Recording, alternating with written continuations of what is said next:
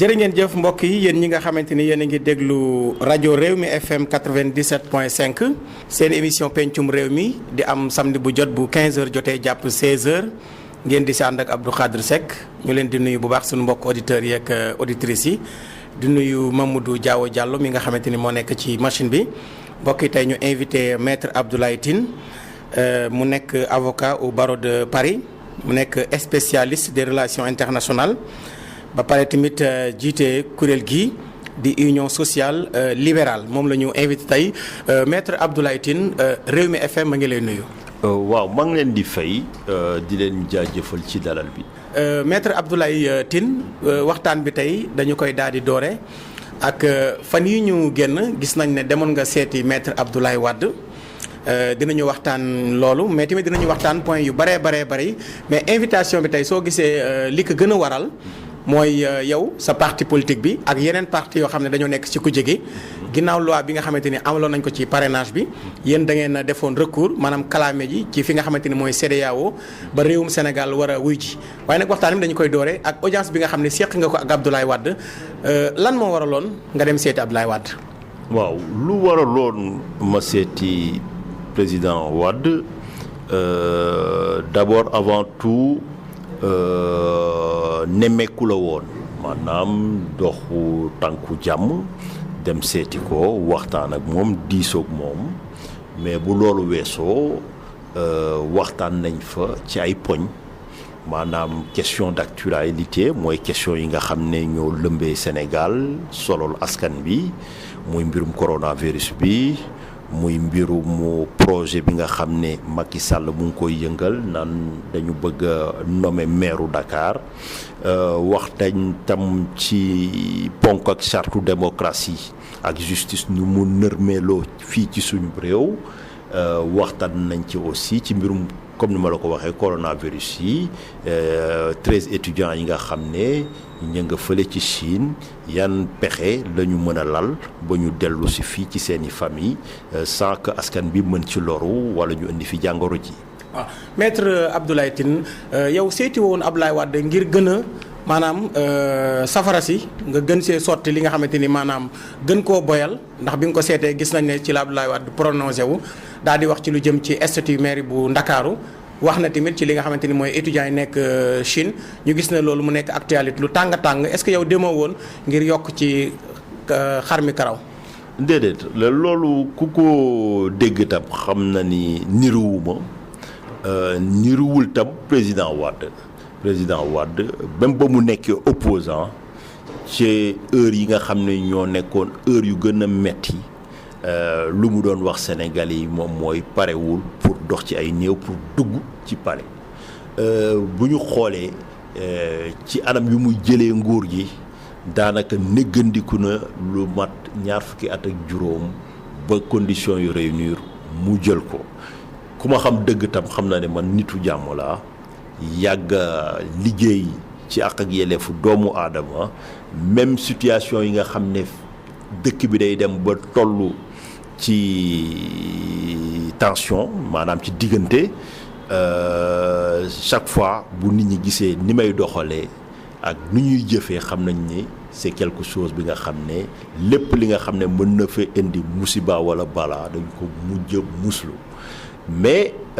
loolu peut-être seen naataango yi nu ñu rapporté propos wu président Wade yi daanaka am na yi nga xam ne ëpp na ci bon peut-être journalistes yi loolu des fois xaw ma ndax ñoo ko tey wala tey ñu ko mais lu ci mënti am moom mooy demuñu fa woon pour xam nga daay bi comme on dit wala yokk xar mi karaw. léegi li nga xamante ni jot ngeen ko faa waxtaane moo jëm ci étudiants yi nekk Chine ak yow ndax am nga ci proposition ak ndax mën nañoo xam tamit yaa ak Abdoulaye Wade tey ak ban dogal ngeen ci jël da ngeen a taxaw pour joxonte loxo yéen ak yeneen réew pour indi solution wala ban taxawaay ngeen ci bëgg indi yéen. waaw taxawaay buñ ci am moom mooy ba ñu toogee waxtaan suñu xalaat dafa méngoo ci gis-gis bu ñu am ak pexe yu ñu war a lal pour contrairement ak lu Macky Sall wax naan Sénégal amul doole pour mën a jëli leen on n'a pas les moyens wax jooju yenewul maanaam parce que wax jooju dama jàpp ni sax état waru ko wax parce que état lu njëkk ci ponkam moom mooy ndam bu tële woon waru ko wone ci citoyen parce que da leen di tiital parce que moom moo leen war a aar ñooñu ci ñun la ñu bokk nekkoon fi ay ndongoy daara ñenn ñi sax gouvernement wu Sénégal moo leen jox ay bourse ñu dem foofu toog ay daanaka semaine ay weer a ngi nii ñu tëj leen parce que dama foog ne moom gëstuwul pour xool nan la fa ñooñu nekkee maanaam da ngay tëju ci néeg bu ndaw parce que ay étudiants lañ yoruñu fa ay kër wala ay appartement yu mag amuñu droit dem même defi seeni course dem dugg ci biti finalement donc da ngay toog di baagante ci benn espace di xalaat léegi lan mooy mujjantal bi loolu maanaam dafa nekk benn xeetu souffrance bi nga xam ne nit mënu ko bu nit demee ba toll ci diggante bu mel noonu mu ngi doon xaar beneen discours ci gouvernement am que nga ñëw naan leen man dama leen mënuma am aw ay moyen mënuma ko mooy état wu Sénégal déjà wàccoowul ak wareefam parce que maanaam gis na kenn ki nga xam ne ci moom la bokk tollu diggante mu won ko ginnaaw loolu comme état wu Sénégal jëlul ay responsabilités am ñun dañuy jël suñu responsabilité bu ci njëkk moom mooy monsieur président Wade moom déjà dafa yàgg am cofeel ak étudiants yi parcours politique am ak àndam ak étudiants yi jarta nettali amul naatable ba mu déggee loolu mbir mi metti ko man aussi mbir mi metti ma parce que mos naa nekk étudiant nekkoon naa bitim réew bañ ci waxtaanee ci tënk moom mooy moom jotoon na ci waxtaan ak ay naataangoom ou en tout cas dina ci dox ay jéego ak ay yeneen naataangoom yi nga xam ne ñoo fi nekk fii nekk au pouvoir pour ñu xool dans le cadre d'une démarche panafricaine nan la ñu mën a dajale suñuy ressortissants ñu rapatrier leen. est-ce que waxtaan ngeen seeg ay experts ñu seen xel màcc jëm ci wàllu woowu moo xam ay médecins la wala. waaw parce que président Wade laataa mu cee prononcé wu moom ci média yi daf ci waxtaan ak benn borom xam-xam bu xarañ bu nekk xaritam mu ne ko ban li ma xam moom mooy par rapport ak parce que foog ñu natt risque bi. est-ce que ndax lenn li nga xam ne mën na ñëw law fii ci dëkk bi moom lu mu jàpp ci tënk dafa nekk coronavirus bi mënta tas ci dëkk bu tàng bu mel ni Sénégal virus boobu mën fi résister virus bi ñëwagul Sénégal mais tey bu ñu jàngatee ci li am nii coronavirus bi tas na ci ay dëkku Asie yu bëri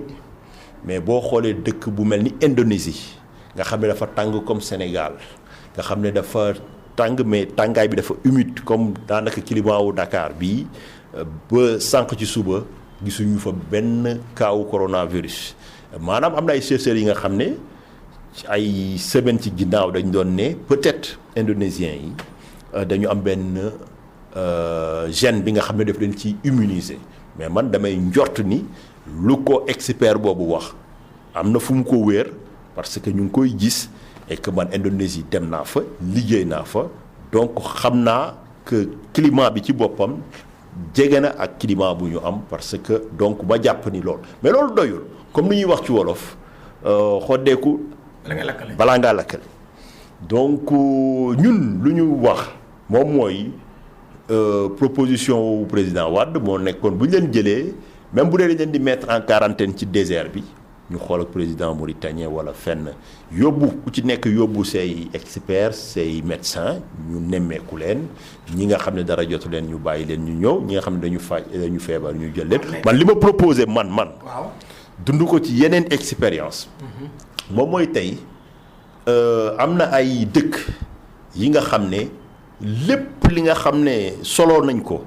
pour gérer 13 étudiants yi ñoom am nañ ko te pare nañ tey. pour bu ñu jëlee woon ñooñu Chine ñu jaarale leen ci seen dëkk maanaam ba ñuy ne cëpp wàcc ci avion ñu dugal leen ci hôpital xool leen ñi nga xam ne nemmeeku nañ leen amuñu dara ñu bàyyi leen rawale leen Sénégal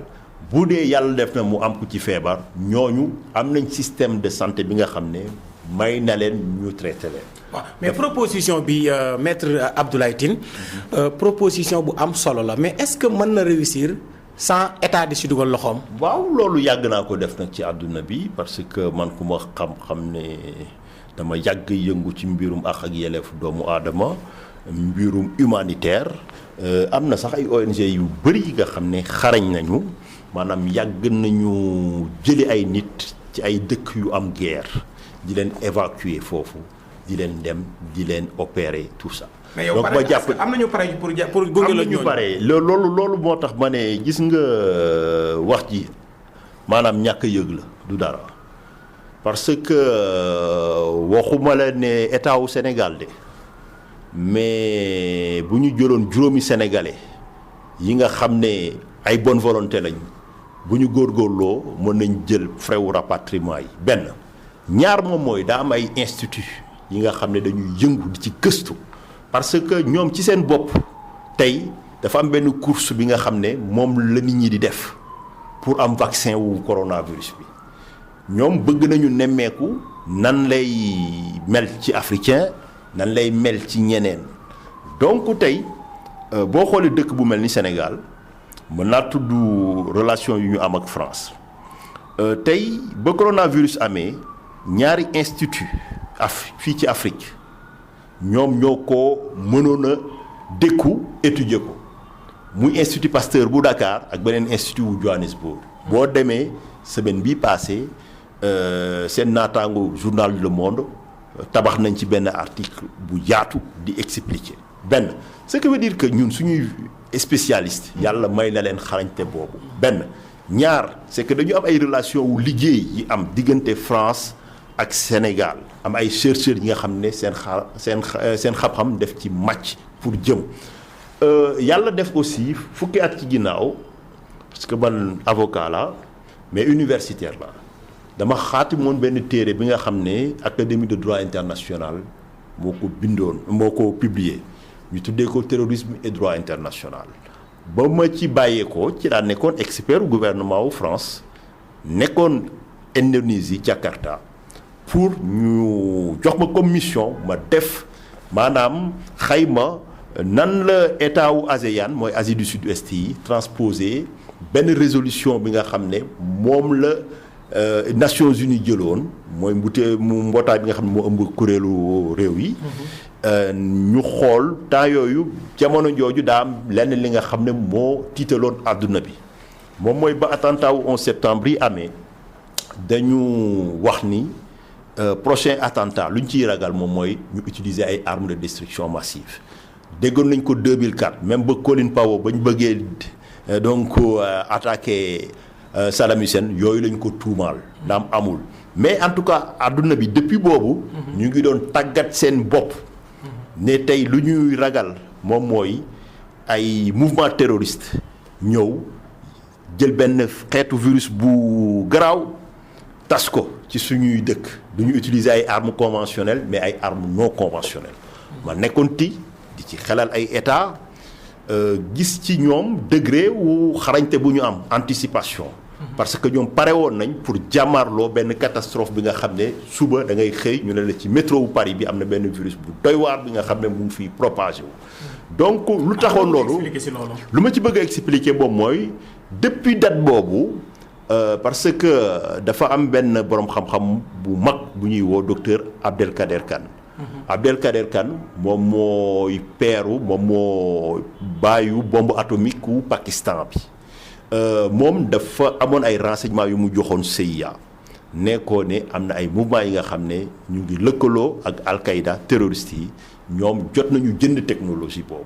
donc dañu waxatuñu woon ne est-ce que loolu mën na am. mais lu ñu doon laaj suñu bopp état yi mooy kañ lay am léegi infrastructure boobu yëpp ñu tàggat seen bopp teg ko ba sànq ci suba yàlla def na ni musiba boobu balaa boobu yàlla musal nañu ci mais infrastructure bi ñu ngi ko teg tey donc xam-xam xarañte bu nekk ci àdduna mën na dékku lu ëpp coronavirus donc ñun état la ñu bu ñu demee demander partenariat ñoom bu ñu ko xamul mën nañ leen wax fu ñuy jublu ak benn bunt la ñuy fëgg ñooñu tey bu ñu ko defee 13 personnes du dara ci ñoom. d'accord léegi maître Abdoulaye Tine su dee tey njiitu réew mi moom moo ne amul pexe wala amul ay jumtukaay ngir indi ñooñu est-ce que kooku amatina lu Sénégal yi di xaar ci moom. non man yàgg naa leen ko wax avant présidentielle bi ci laa génn taxaw fii ci rajo yi ne sénégalais yi may déglu bu leen xaarati dara ci Macky Sall foog ñun ñu bàyyi xaar coppite ñu d'accord na ñun ñooy coppite bu état deful ñu def ñu organiser wu man dama jàpp ñu ni tey ci jamono yi di ñëw di ngeen ci gis bu ci doxul ay jéego ñun dinañ ci dox ay jéego. d'accord mbokk yéen a ngi déglu Rewmi FM ñu dalal maître Abdoulaye Tine sa ndaje mi ak Abdoulaye Wade tamit waxtaanee ngeen ci wala joxe nga proposition ci li nga xamante ni liir naa ko ci presse bi que ne socialistes yi ak libéraux yi dañu war a joxante loxo ndax loolu mën nga si revenir. waaw loolu jot nañ ci waxtaan am nañ ci aussi gis-gis bu méngoo président Wade nee na loolu trouve que c'est une proposition bu intéressante bu am solo firnaal na ma ne sax ci anam yu mel noonu moo taxoon ñu gagné Dakar ci seen coalition Siggil Ndakaaru bi ba Khalifa Sall nekk fii et que ay peut-être jaxase moo tax ba politique dox ci ba mu tasoon mais ma ne leen loolu mu ngi suñu ginnaaw li ma jàpp tey gëm ko moom mooy fii Sénégal am na benn parti bi nga xam ne daanaka fanweeri at moom moo yor Sénégal fii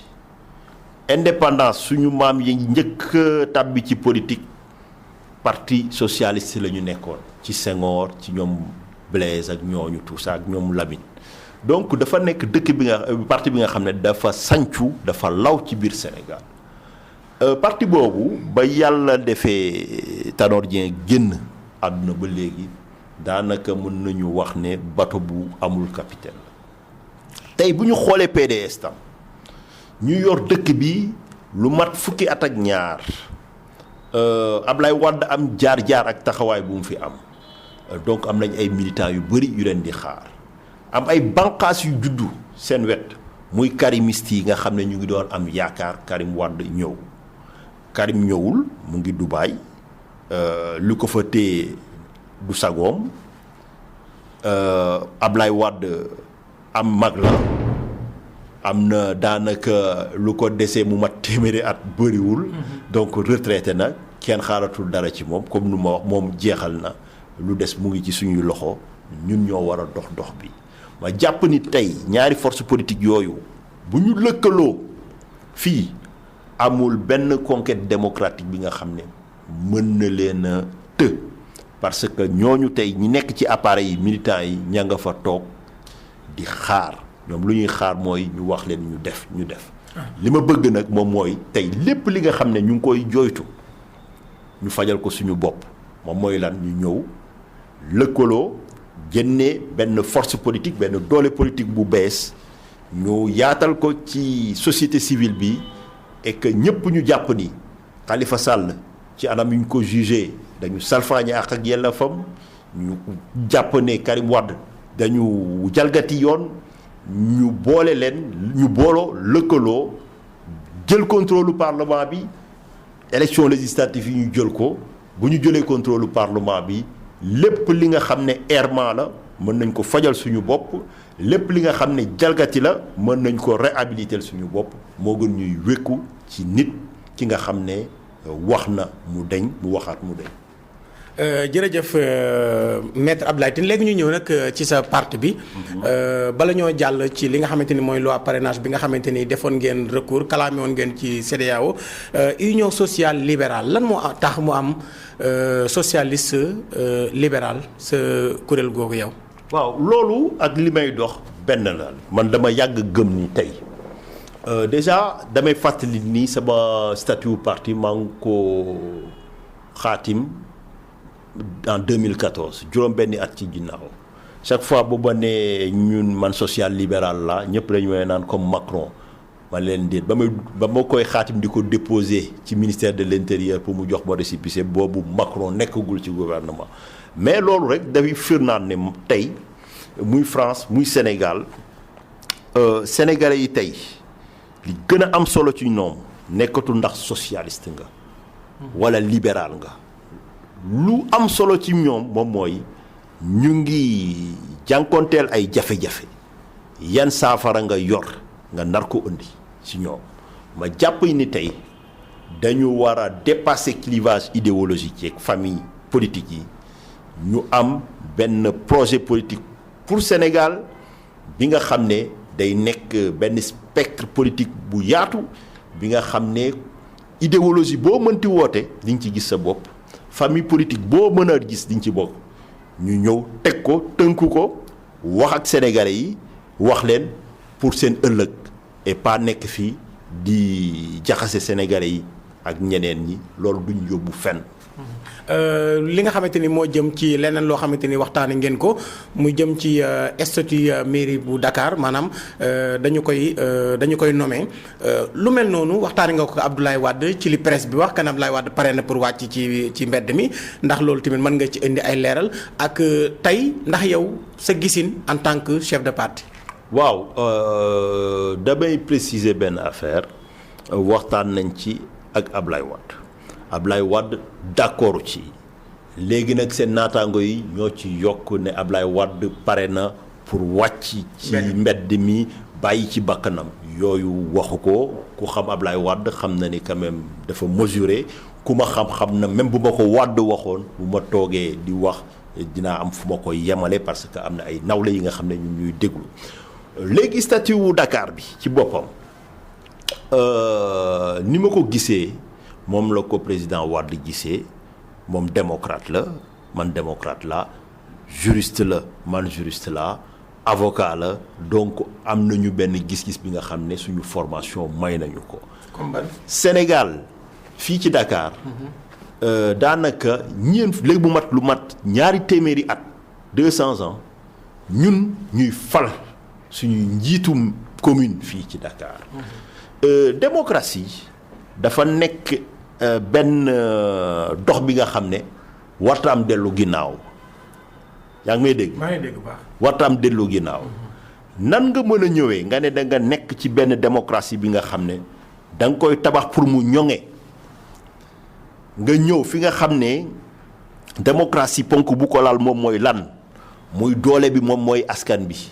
yéenay fal yéenay folli ñu xëy rek nii pour ay calcul politique ñu ne non lu nu bëgg moom mooy président ci boppam mooy tànn maire Dakar loolu yàpp sénégalais yi la loolu c'est un non-sens démocratique parce que amul lenn li nga xam ne mën na ko justifier boo xoolee ba ci seen biir. ñi nga xam ne yàlla boo tax ñuy wax ñi nga xam ne dañuy dox ci dëgg nee nañu que Macky Sall sa proposition bi teg ko ci suuf parce que kenn xamul lu muy nirool. d'accord waaw mais maître président Macky Sall am na ñu ne moo nekk ci ginnaaw proposition boobu Aminata Mbengue Ndiaye joxe. beneen bi tamit gis nañ président Macky Sall. bëggul ko wax ci mbiru troisième mandat gis nañ tamit ne poste premier ministre jëlee na ko fi est-ce que du dafa am lu Macky Sall romandaat lu muy jéem ci suuf loo xam ne yéen ñi nekk ak moom ci langue yi wala askan bi xamaguñ ko. non moom Macky Sall moom bu waxee en tout cas xaw ma ñeneen yi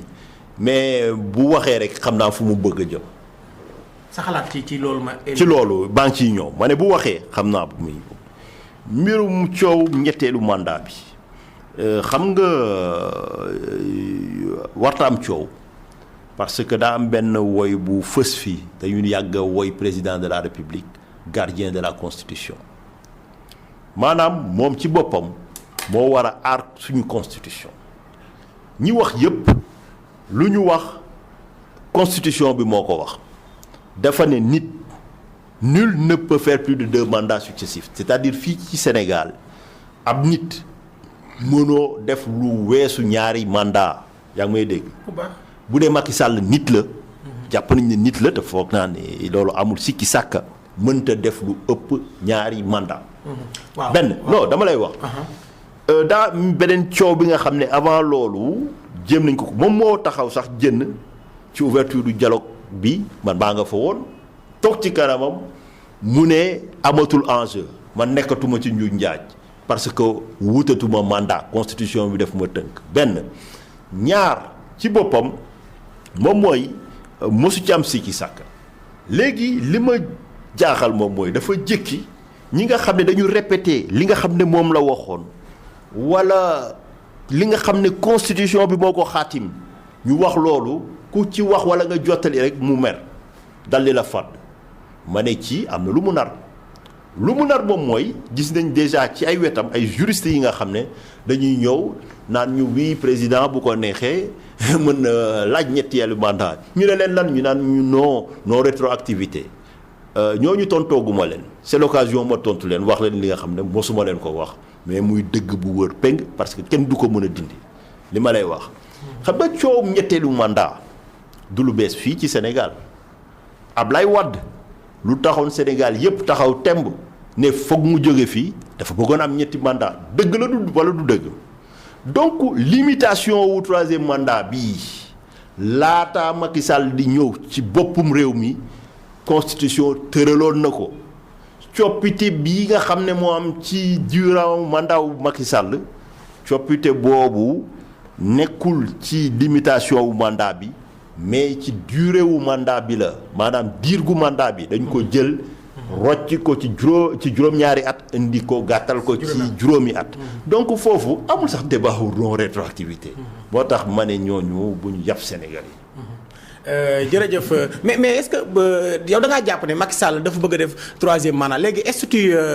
maire bu Dakar ak poste premier ministre bi yow sa xalaat ci loolu. waaw statut Dakar bi wax naa la ko. lan mooy pertinence bi mu amul benn pertinence calcul politique la tey gis nañ ne Khalifa génn na. Khalifa ndaam dañ ko génnee mais bloqué ay droit am comme ni ñu ko defee ci Macky Sall. xam nañ ne bu Khalifa jàppale nit kooku day nekk maire maanaam même bu mënul nekk bu ñëwee ne man ci laay campagnal bu ko campagnalee ñoom ils seront en difficulté. donc loolu la ñu bëgg a anticiper. xam nañ ne fii boo ñàkkee Dakar daanaka contrôler too dara parce que Khalifa bu nangu woon deal bu ñu ko proposé Khalifa du dem prison mais parce que Khalifa dafa taxawoon pour jàmmaarloog ñoom. mais nag élection yi passé moo ko gagné Dakar. non présidentielle yi. non mais moom laa la wax loolu parce que lu bu def xam na ko mu jaay yëpp mu ngi leen woon téye dàq Karim jàpp ci ñëpp ñi nga xam ne mënoon nañ koo mettre en tuy mu problème moo nekkoon objectif am amaat beneen mandat tey xam na ne donne bi changé na parce que nit ñi teg nañ ko pression ba bàyyi na Karim bàyyi na Khalifa moo loolu boo tax ma ne leen que ñooñu même bu ñu ñëwul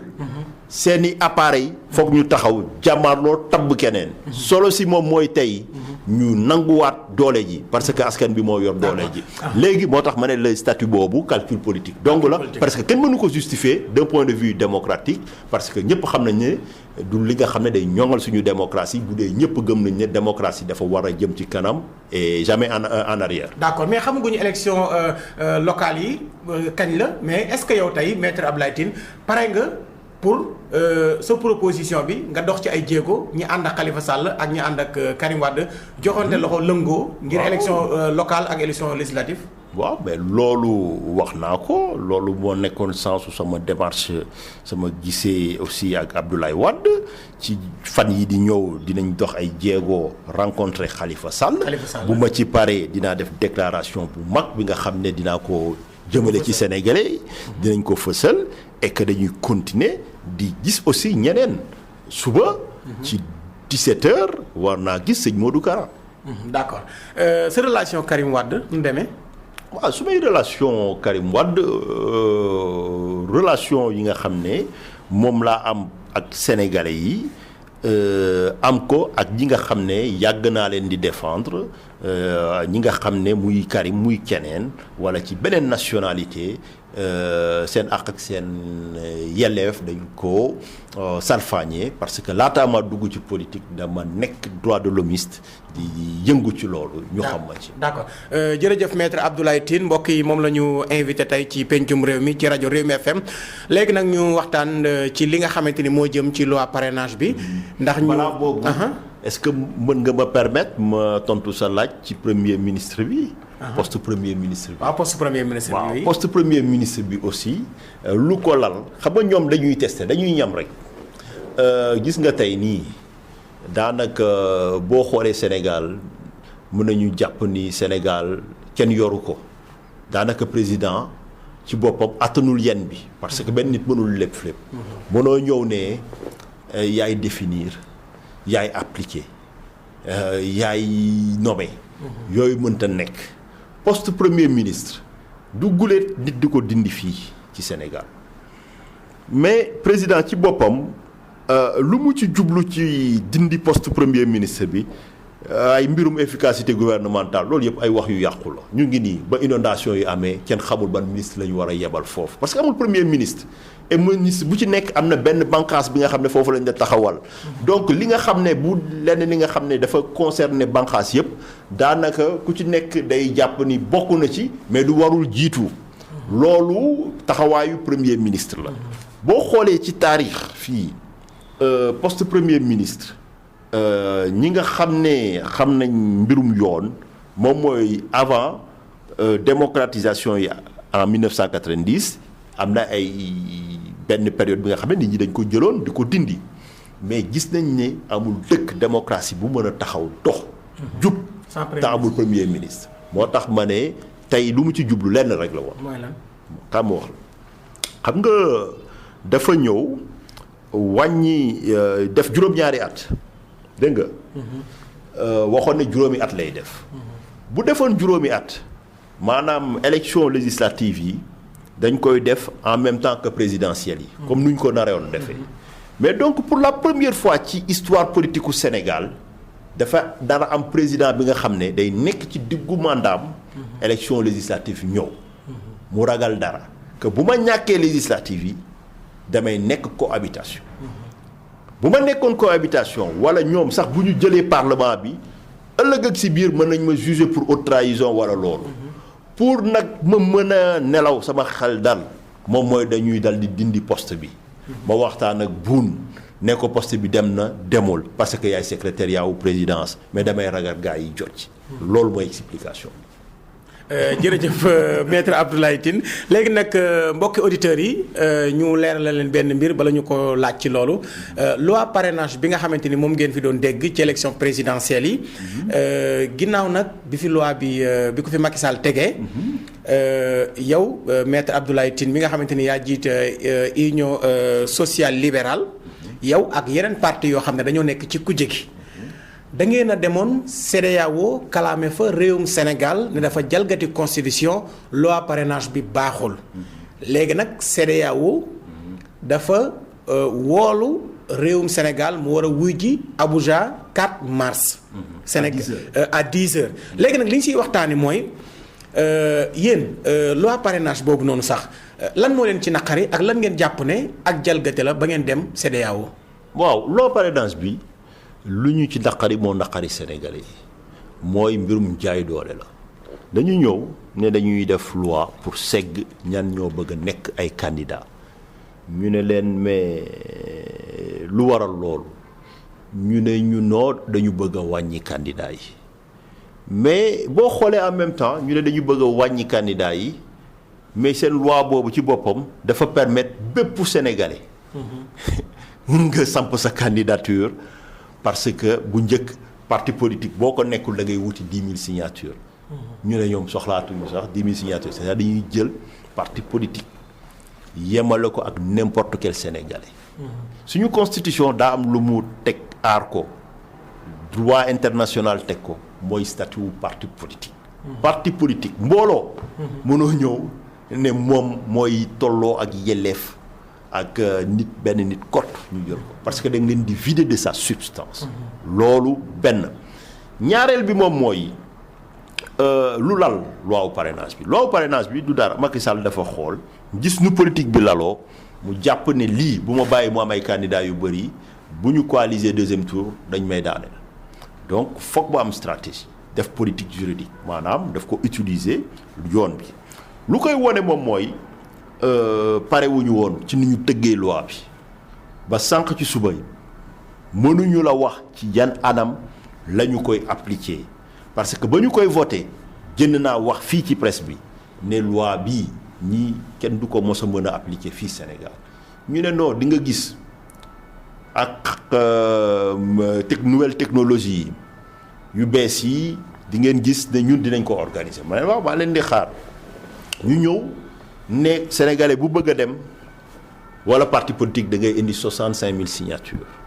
ñëpp wàcc ci langue bi wuti signature te amay dégg ay signature la ñu wax ñëpp wut ay signature ñu ñëw nit ñi déposé ñu ne conseil constitutionnel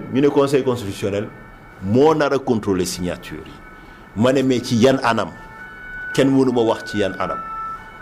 ñu toog ba ñu jotee affaire yi gars yi génne ne am na ay informaticien indi ay ordinateur tapé génne ne ñi ngay déposé man déjà ba ma gisee loolu ci laa ci génne suma loxo xam ne ñii lépp la ñu nar a ko contrôler mais du signature. kon mu wuti parrain. si naa parrain déposé naa sama dossier mais gëmatuma woon démarche boobu parce que da ngay gis ne ñii maanaam fii su parrainage. nit day signé. dégg nga de. bu signé conseil constitutionnel mais mënul dossier wu parrainage yëpp ku ci nekk ñu ñëw ubbi sa signature bi nga xam ne moom le ministère de l'intérieur yor sa carte d'identité xoolaat beneen bi mënuñu ko donc finalement mbirum signature yi nga xam ne moom la ñu wutee dañ ko teg fële lan la ñu contrôler ay numéro carte d'identité benn loolu moom arbitraire parce que teguwul fenn. loolu tax ngeen kalaame ji. non dégg nga waaw loolu lu ci lu tax parce que tout simplement ay numéro carte d'identité la ñu jël rangale ne ñii la ñii doublon la mais duñ la wax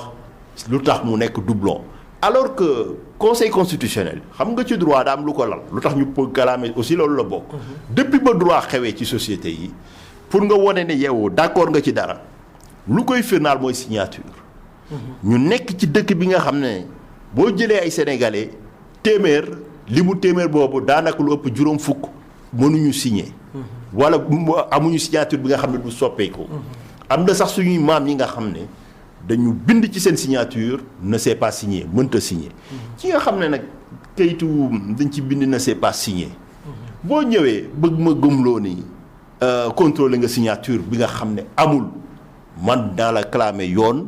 di xaar nga teg ci table bi. nee ma que nan Adam yan jinde ñoo ñëw. contrôler léegi Sénégal kañ lay wuy ji CEDEAO. 4 mars à 10h Abuja. d'accord léegi maître Abdoulaye Tine li jaaxal ñëpp te ñëpp di ko waxtaanee fan yi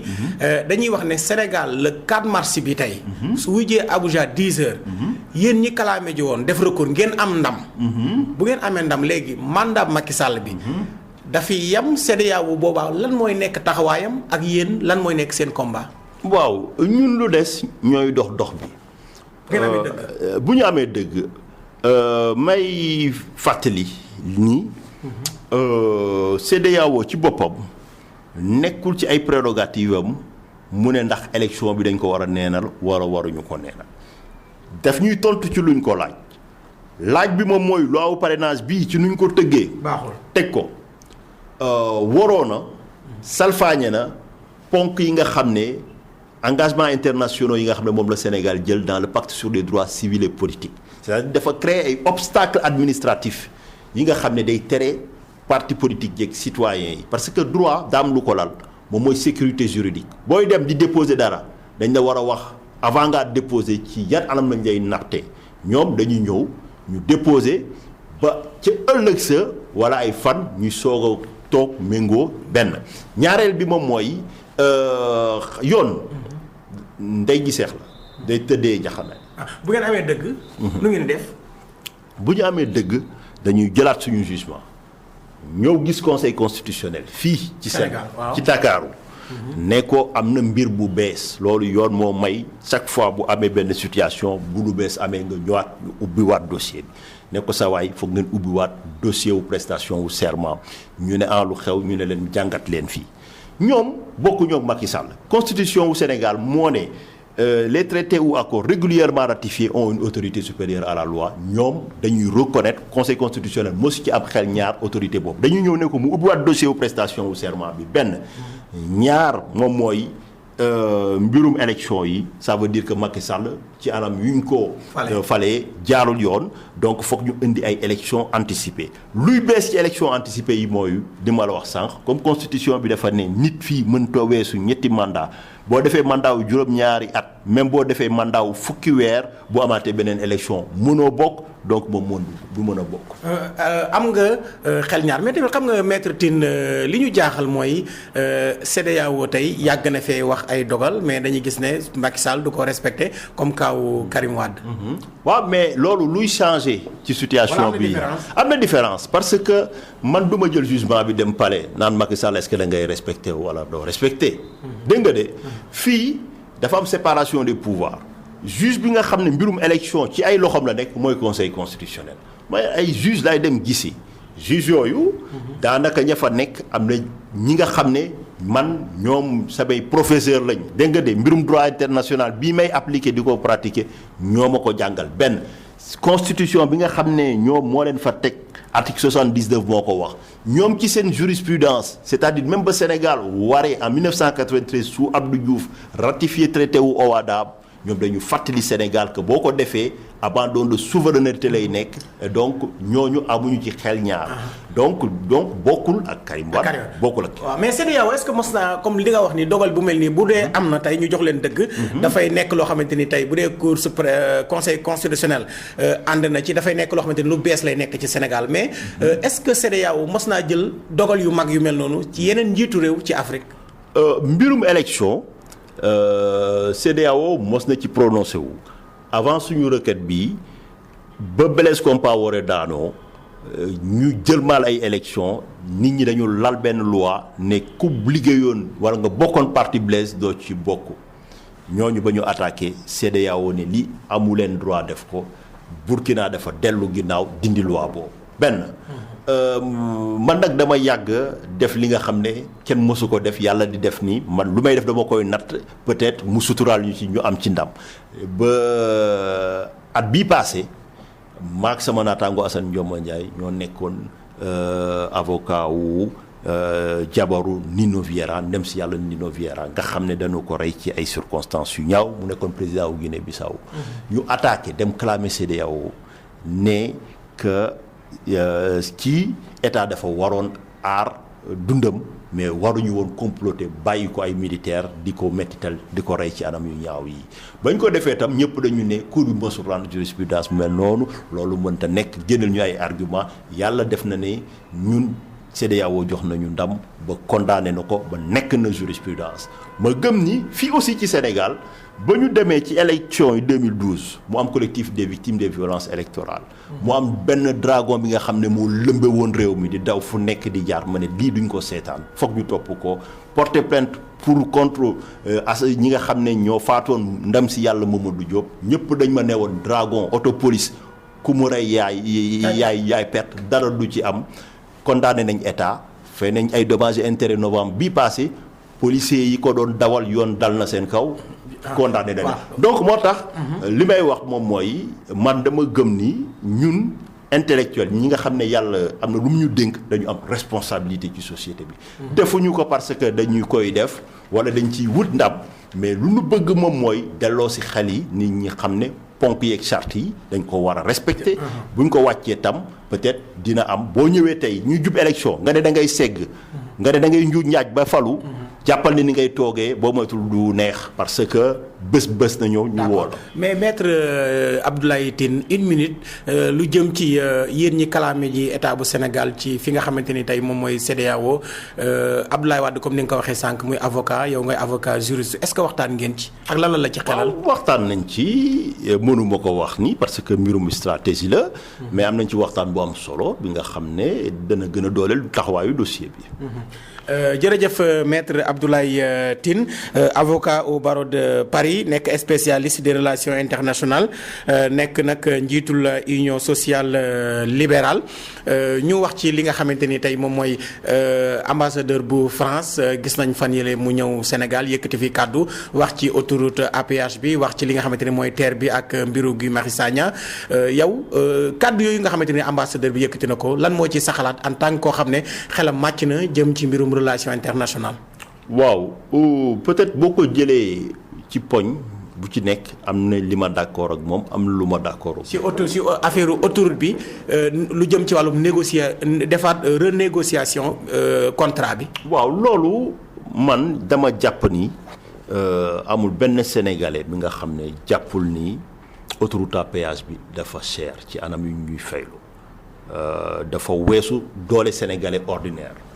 da ngay booy jël dara da ngay yemale ci suuf xool ki gën a néew doole ci sénégalais est-ce que attan na lii mën nay dem di ñëw nu ko neexee parce que autoroute bi nekkul pour dem aéroport kese daa am ñu dëkk Kër Massar am ñu dëkk Malika am ñu dëkk feneen ma jàpp ni contrat boobu tey nu mu laloo yoon may nañu ñu renégocier ko dans l'intérêt du Sénégal même bu dee comme nu ñu koy wax parce que dégg naa peut-être ay membres Eiffage ñu ne noo kenn mënu ko renégocier parce que amul clause. mbirum concession service public la. daa am li nga xam ne ci yoon état moo ko waroon doxal mais état day wóolu nit. jox ko. loolu comme dëkk bi ñoo ko moom suñu souveraineté la droit public def la may saa su nekk bu dee intérêt wu population yi justifié na ko. nga ñëw renégocier donc loolu amul sikki sàkk foog ñu négocier ko. d'accord benn. falaay dee na même pour ñoom ci seen bopp ñi nga xam ne ñoo yor concession bi. seen intérêt la pour ñu ñu renégocier ko bu dee bëgg nañ fi yàgg.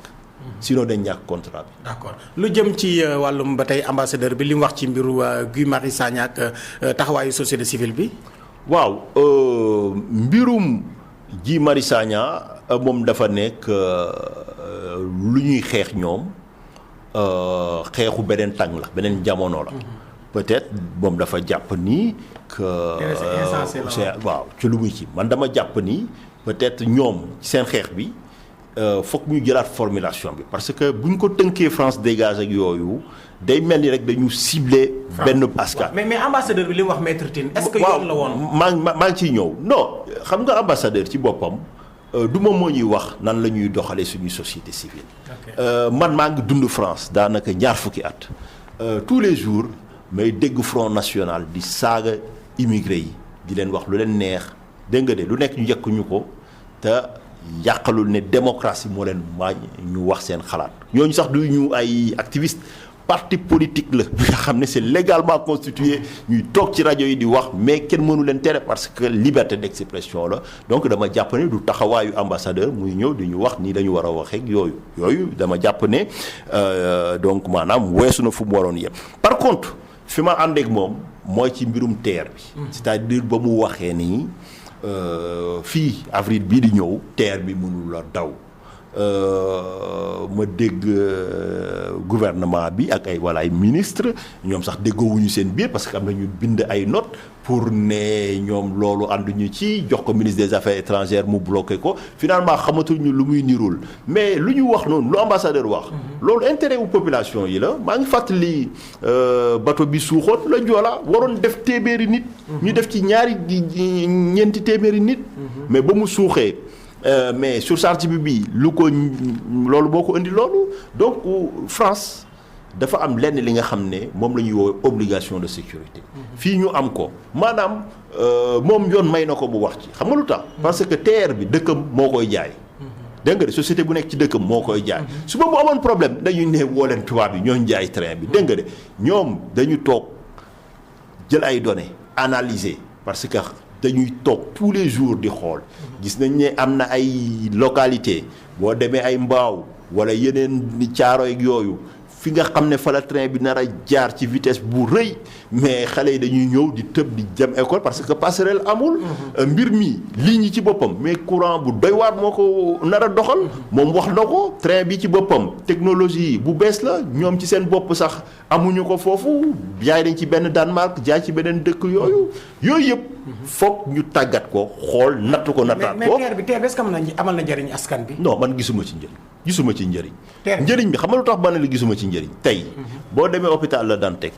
wala nga dem Abass Ndao boo moytuwul am na ñi nga xam ne dañ fa faatu parce que ñeenti junni kese moo leen fa téye parce que dañuy wax dama jëndi ay seringue jëndal ay garab loolu tous les jours ñi ciy teg suñu bopp ma foog ne priorité yi du foofu tey. fii Sénégal kenn waratu fi dee parce que amuloo xaalis ñu ñëw jël TER bi nga xam ne fu mu nar a jaar nan la autoroute bi jaar déjà te autoroute bi pare na benn. ñaareel bi moom mooy TER bi man dama ñëw def benn simulation jël suma oto topp ko ba fu raay bi téene maanaam jam ñaajo TER bi yeggul mu dese la 18 kilomètres. pour yegg aéroport ma ne waa yegg si naa fii 19 heures léegi dama am sama vol war koo jël. léegi nan ngay def ñu ne da ngay jël taxi nangam jaar fii déjà foofu déjà am fa taxi moo gën a metti que jëlee ko fii Dakar balaa ci ak nga dem benn ñaareel bi njëg bu mu nar a jar pour ticket bi maa la wax loolu ñi ci yëg du bëri. et puis ba ñu koy def loolu nekkul li nga xam ne ànd na ak nu sénégalais yi di fonctionner xam nga booy def dara da ngay xool ñan nga koy jox sénégalais fii ku ciy dem aéroport wala ngay ñibbisi. am na ku la mën a gunge wala ku lay jëli c'est très rare nga gis benn sénégalais bu ne cëpp aéroport di wër lan moo koy yóbbu dëkkam. finalement lu nar a am moom mooy dañuy sanitaire bi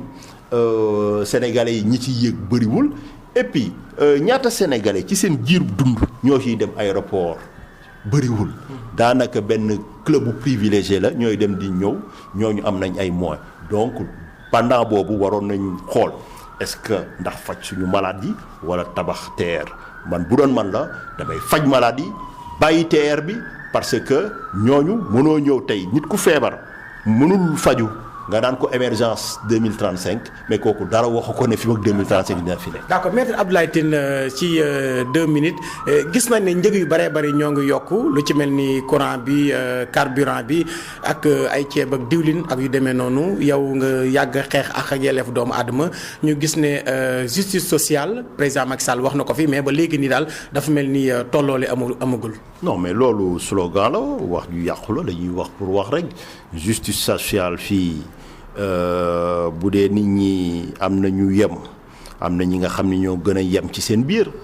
lu koy firnaal comme ni nga ko waxee mbirum yokku courant bi déjà état mënoon na ko éviter parce que sénégalais yi dañuy sonn. waxoon yenn naa fi ne état mënoon na ñëw jouer sur la TVA parce que moom courant boo fay boo xoolee sa facture am na benn partie bi nga xam ne TVA ngay fay. donc loolu bu ko état dindi woon donc même bu dee Sénélec yokk na donc dina permettre Sénélec mu am koppar yu mu war a am mais day ñëw tas ak moom donc amoon ay solutions yu bëri yi nga xam ne mënoon nañu ko utiliser mais boo xoolee ak yelleefu sénégalais li ce qu'on appelle les droits économiques et sociaux boo ko waxee mu ne la dama créer couverture maladie universelle couverture maladie universelle mooy li nga xam ne day ëmb ñëpp. du bàyyi kenn dégg nga de am na France am na yeneen dëkk. bourse sociale yi non moom daal ak bourse sécurité sociale. mais tey fii ci Sénégal amul benn sénégalais bi nga xam ne mën na la wax ci yan anam ngay mën a jaar pour am ko wala boo ko ñàkkee ban mooy voie de recours ci ban tribunal nga koy mën a jooyee. donc ça veut dire que moom day woote égalité des chances mais même nu mu koy joxee amul égalité des chances moo tax ma jàpp ni Sénégal. foog ñu delloo si seen xel ñu jëlaat doole ji jébbal ko ay nit yi nga xam ne gëm nañ état de droit gëm nañ justice sociale ñu teg ay ponk ak ay charte yi nga xam ne tey suba bu ñu newee dañ koy joxe du ñu xam ne boo xamul maire bi wala adjoint doo ko am mais dañuy gis ay critères yi nga xam ne bu dee am nga carte d'identité rek di nga ko am. d'accord léegi maître Abdoulaye Tine yow yaa jiite union sociale libérale yow si dialogue national bi. dem nga ci yaa ngi ci wala ba tey wala génn nga ci. non ba ma ci duggee xool gis mbir mi xaw ma lu may nirul génnaat naa ci. waaw mais lu yow yaa ngi wax sax loi parrainage ndax bu woon a dem si dialogue national waxtaanee ko foofu. loolu moo taxoon ba ñuy ubbatee dialogue national bi. nga demoon bëri fëgg seen dënd ne du ñu dem nemabul dem ma ne damay dem parce que buñ la woowee foog nga dem sinon day ñëw. ne gis nga sama opposition responsable ñu woo naa leen dañu dem mais man ba may dem moom mooy demuñu fa pour def figuration bu ñu fa demee itam li nga xam ne moom la ñu gëmoon di ko woote dañuy toog ci table bi défendre ko ba ma ñëwee gis ne ay pexe la ñu lal pour ñëw def benn affaire bi nga xam ne comme assise nationale yi day nekk day ñëw ne man maay seppi man maay ci wala même lu ñu nar a tënk moom dafa am majorité teg na ay genre organes yi nga xam ne finalement ay nitam ñooy jàllale mbir mi. ma ne lii duma ci dialogue bi loo ko teg ay caaxaan wala. non dialogue bi ay caaxaan la. d'accord sénégalais yi nañu jël seen responsabilité ñu dem ci jongante yi di ñëw may fàttali ni Macky Sall am na agenda am xam na exactement ban jour ak ban date. léegi ñu wax ci union sociale libérale sa parti politique bi est-ce que fi mu ne nii nag national la wala départemental wala international wala fan la yem doole bi. sama parti international la déjà laata ma dem ci élection yi ba ma ko créé déjà il était implanté dans 357 communes sur les 500. D'accord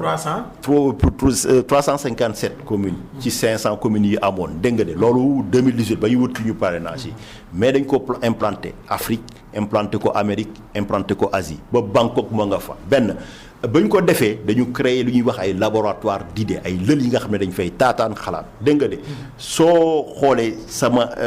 laboratoire d'idées Paris mu ngi tudd Institut social libéral jot nañ suñuy këyit depuis 2018 mu taxaw fa am même taxawaay que yeneen laboratoire d'idées yi nga xam ne moom la parti yu mag yooyu yor foofu dégg nga de mais mu nekk foofu ñu même